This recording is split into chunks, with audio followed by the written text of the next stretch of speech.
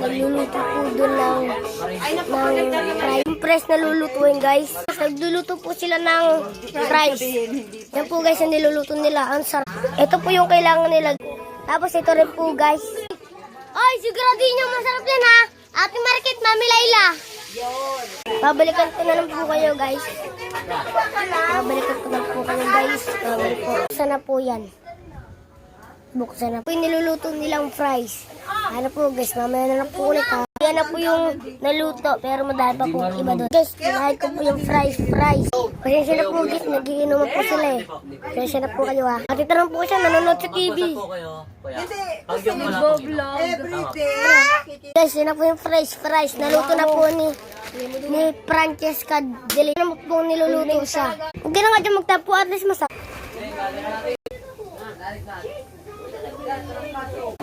Guys, ito na po fries.